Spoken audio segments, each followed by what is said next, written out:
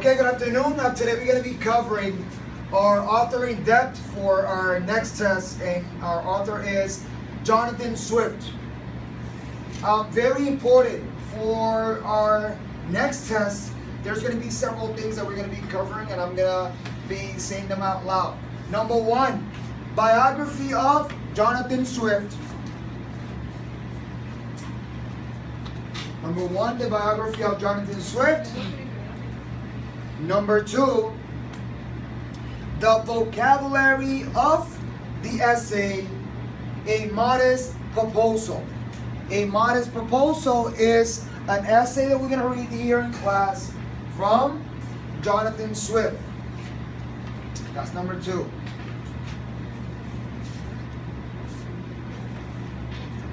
Number three, a short story from a female author named Penelope Lively. And that story from Penelope Lively, it's called Next Term Will Mash You. Next Term Will Mash You. Yeah, like mash you. That's number three. Number four, the vocabulary of the story Next Term Will Mash You.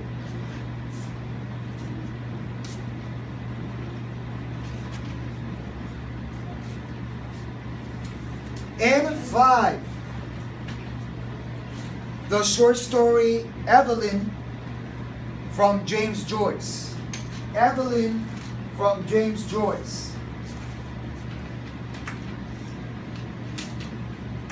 So far we're going to be working with the biography of Swift.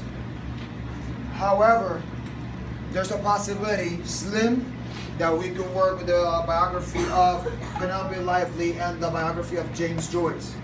But we're going to concentrate in general with Jonathan Swift. Okay? Jonathan Swift was born in 1667 in Dublin, Ireland. Okay, hold on. And he died in 1745. 1745. I want to take my sensor. He was born in 1667 in Dublin, Ireland, and he died in 1745. He had English parents. However, his father died just right before he was born. So he was born without a father. That's not the worst part. His mother will move to England and is going to leave Jonathan Swift with his uncle, Godwin. Godwin. Godwin. She abandoned him? So basically, she abandoned him. She left him with his uncle.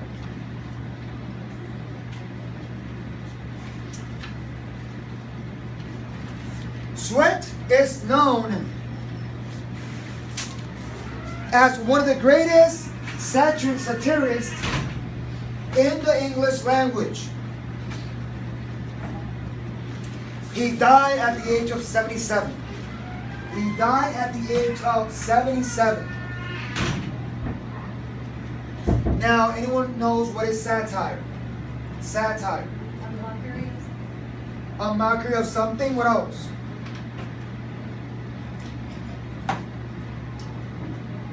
What things can we mock with a satire?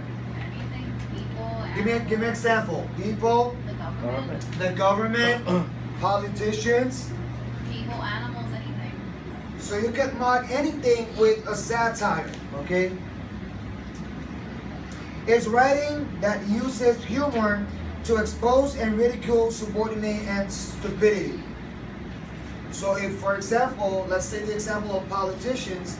If politicians are doing something that people don't like and they consider that what they're doing is stupid or a dumb job, then they use satire to describe or to expose those weaknesses of the government or any other party that we're talking about. Okay, any other humans, or in this case, whatever that you're using as an object of satire. Okay, very important. The person that is doing the satire is going to use a mask. Very important. The person that is doing the satire is going to use a mask.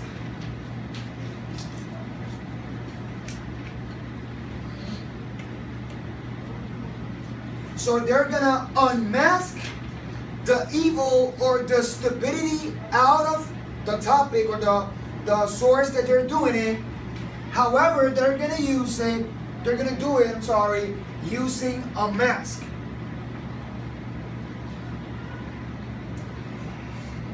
And what are they going to mask? They're going to mask their targets. So if, for example, if they're doing satire on people, places, on beliefs, they use a mask to cover it up. So they're not going to say the name directly, but since you listen to the satire, you're going to know where the person is going through.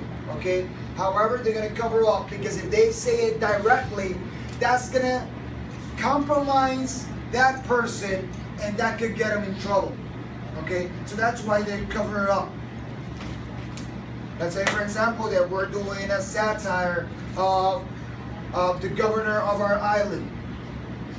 However, when you do the satire, you're doing it in a way, for example, let's say that I'm doing a satire of the governor of Puerto Rico. And all of you, when I'm doing a satire, you like, he is mocking the governor. You already know it. Without me saying the name of the governor, you already know who I'm talking about. By the expression and the gestures, the actions that I do, you're gonna have it. You're gonna have the identity right away. But no one can say, "Hey, Gonzalez is mocking this person directly," because I'm not speaking out the name. So that's the way that I cover up by doing the satire. Okay, very important to know. Mario's proposal was written in 1729. 1729. That's what century? What century? 18th century. I told you from the beginning, at the end of your academic year, you're going to know how to work with the centuries. Because I know that that's giving some of you trouble. Okay? So that's 18th century. This essay is one of the most important and controversial essays. Why is it important? Because it has been transcendental, and it's still transcendental today, because it slaps in the face a lot of people with the content. Important because of the things that it was being exposed at the moment. It's expressing the hunger in Ireland at the time. Okay? And controversial because with the context, you could think that Swift would be good. It would have been preferable that he would go to jail for his remarks. His remarks are going to be very strong. A lot of people, believe it or not, are going to agree with his points and his remarks, but a lot of people disagree big time with this guy. At the end of our essay, that we read our essay, you're going to come to your own conclusions. In this essay, Swift will use not one, not two, but three devices. Number one, understatement. He's going to explain, this is my option, this is my proposal. I don't think no one else has a better proposal than the one that I'm giving. Two, hyperbole. And we know that a hyperbole is an exaggeration of the things. Something that is like this, you're going to make it up like this. Hyperbole. Number three, he is going to use sarcasm. It is a bitter way of saying the opposite of what you mean. Okay, that's sarcasm. However, you run a gamble when you do satire. Why? Number one, you might be taken seriously. Well, this guy means what he says. This person means what he or she is saying. Or number two, you might offend someone.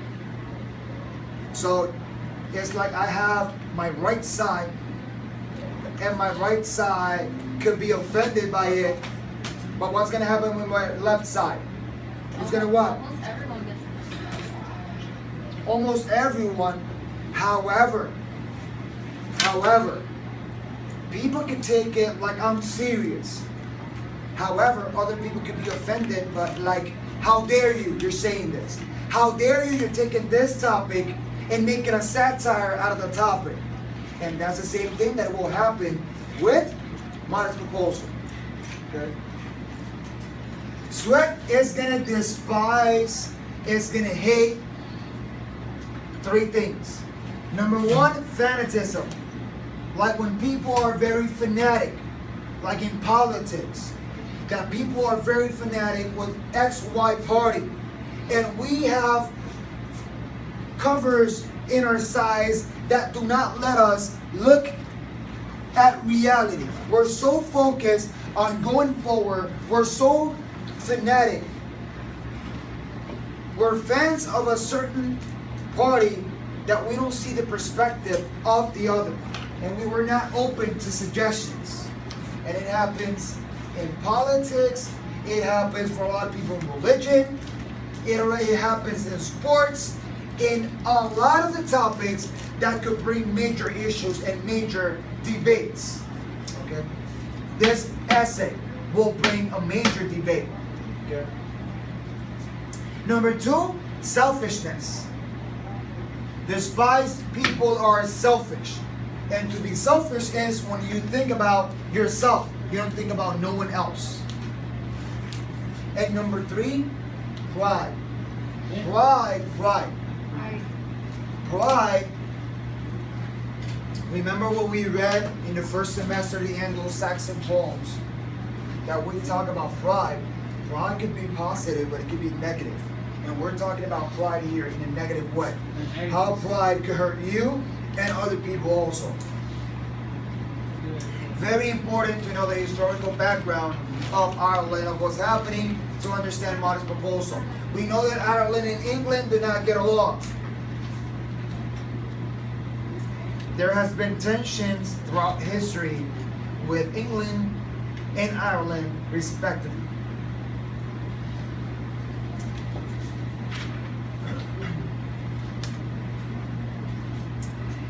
England is going to do something, and that's raise taxes on Ireland. And what happens right now with all of the taxes that have been raised or put or established or implemented here in Puerto Rico, what's happening to your parents right now? Economically. Let's not talk about psychologically, because there's a bunch of things that you don't see because those are behind the curtains. Economically, what's happening with those taxes, that's affecting the pocket at home. It is affecting. Everything is going up. You spend more. You try to make cuts here, controls, to just stretch the money and have enough money to pay the school, to do the groceries, to pay the house, light, water, cell phone, internet, ones that have cable. So it's very difficult. That's why, as we say, and as our history has presented, taxes are not for poor people. Taxes, what they do, and it's the same thing that it's going to do in Ireland, it's going to make people that are already poor more poor. So if you were in a hostile environment, that's going to put you in an even tougher spot because you don't have that income that is so needed. And if you have it, they're squashing you with taxes and taxes. Okay, that's the situation that is happening. I'm bringing up our situation so you guys can make a click on it. The only sustaining thing for these people were potatoes. These people, they went into a point that the only thing that they had to eat for food was potatoes. Raise your hands, the one that had the opportunity, at least the ones that were with me in 8th grade, had the opportunity to read the Diary of Anne Frank. If you haven't read the Diary of Anne Frank, read it. It's gonna, yeah, you guys, yeah, you did with me. But there's some very important. What happened in that attic? They ate potatoes.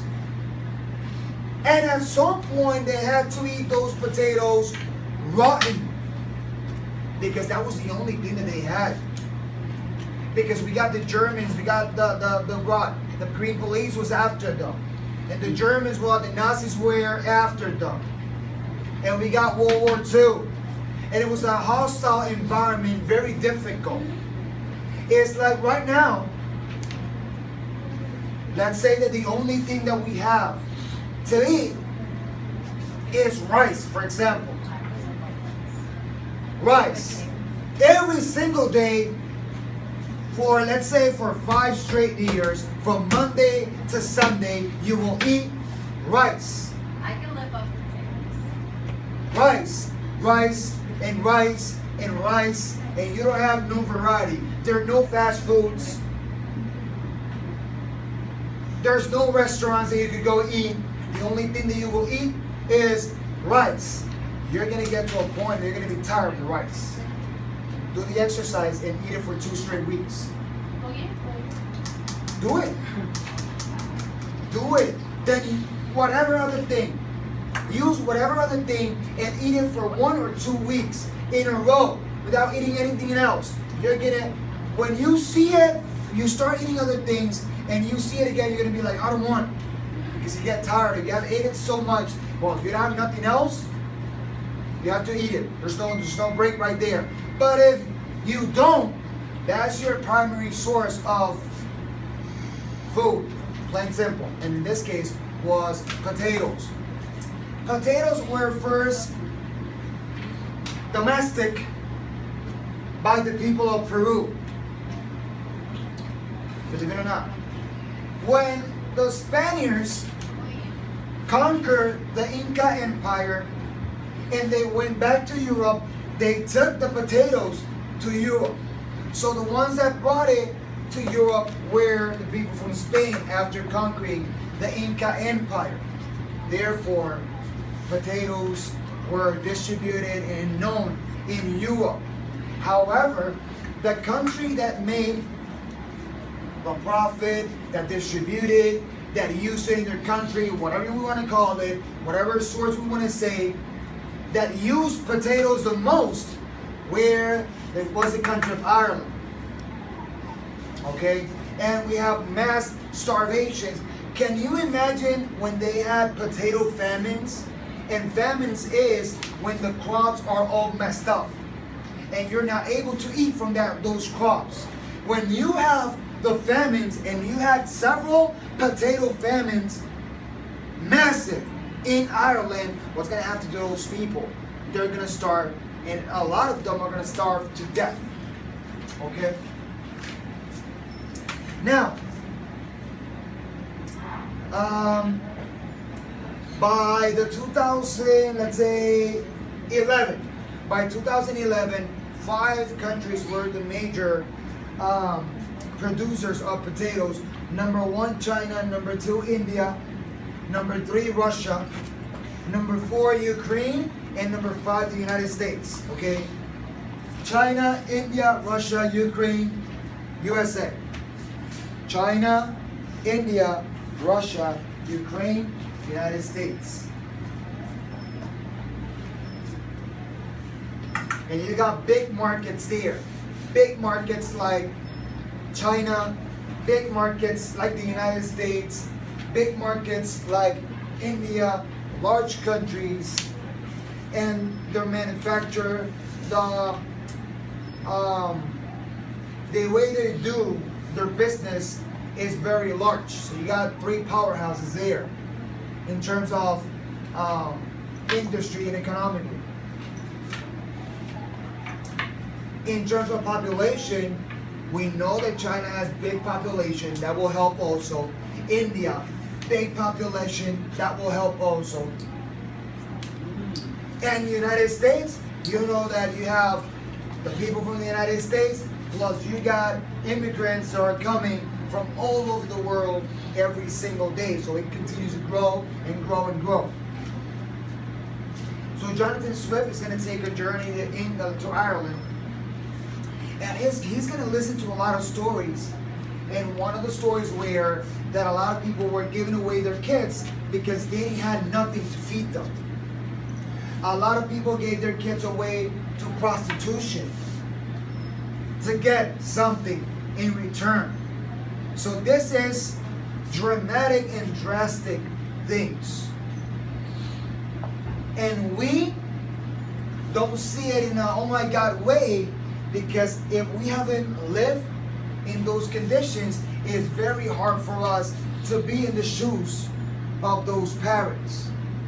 But if you speak with someone that has, that person can give you a better detail.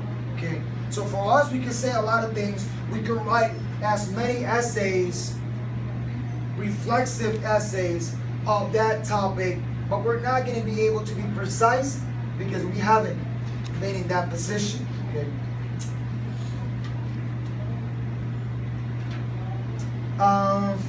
Swift is going to come back to England. He's going to find out that someone wrote an essay about how bad things were in England, in Ireland, I'm sorry. And this guy's going to say, you know what? I need to write something that smacks these people in the face and shows we need to do something about it. Things are really bad, but what we are going to do about it, that we're outside the scope.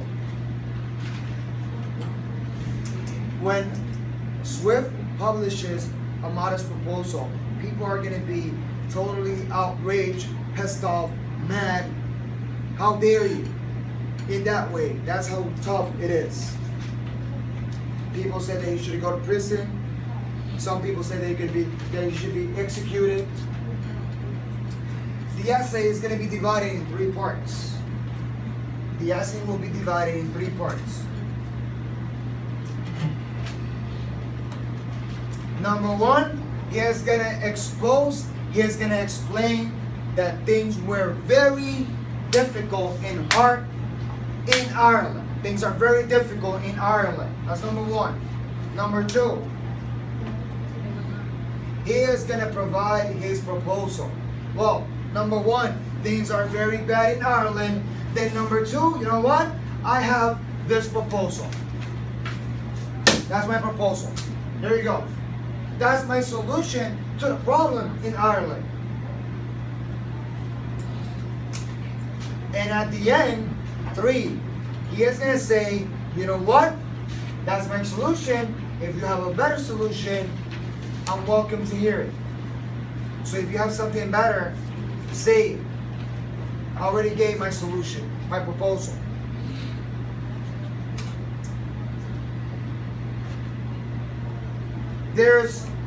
Let's say that there's 130, 140,000 children in Ireland starving to death.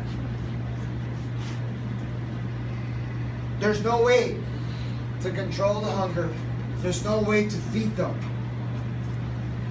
So Jonathan Swift, in his proposal, he is going to give a solution to this problem.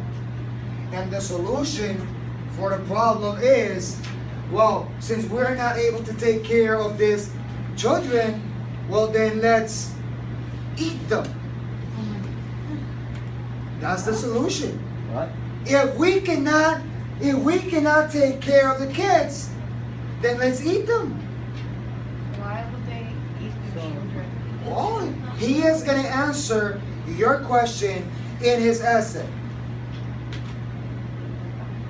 first time that I heard it, my jaw hit the floor and bounced like 3 times. I couldn't believe it. What? So he is gonna bring his proposal and say, well, you know what? Since we're not able to feed the babies, well, we eat them. Now, Wait, Now. no. that's where our special project will come. So when we come back from our Holy Week recess, from our spring break recess, we're gonna have the instructions and how we're gonna do the project, but I'm gonna give you a hint. We're gonna do a debate with our podium and everything.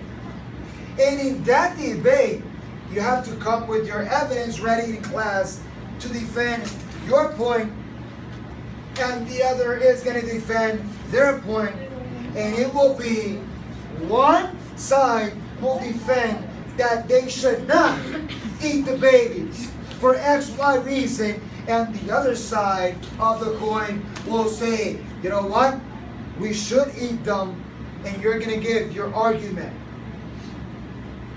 That's gonna be our debate, and I know there's gonna be very, very interesting to know both sides, because I know that you guys are gonna come well prepared with your info, okay? So that will be when we come back from our Holy Week. So that will be the introduction to Jonathan Swift and a modest proposal. Thank you.